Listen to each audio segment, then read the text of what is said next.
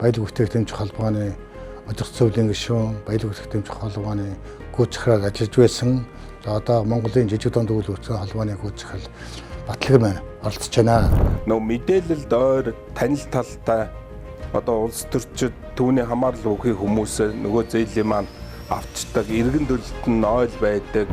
Би одоо буруу санааг бол 15-ын 4 дээр бүр бүхэл бүтэн манай холбооны өгүүлбэрээр нь хуулийн залт орсон байдаг.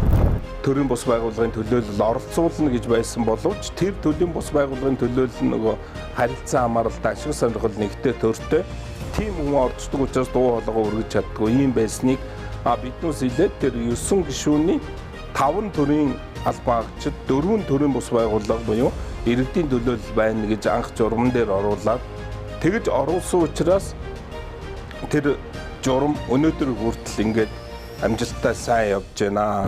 Монгол улсад үйлдвэрлэж байгаа бараа бүтээгдэхүүн ер нь яг 100% эх орны гаралтай бүтээгдэхүүнээс түүх хийдээс бий болж байгааг бол аюул дутагдaltaй шүү дээ. Худлаа шүү дээ.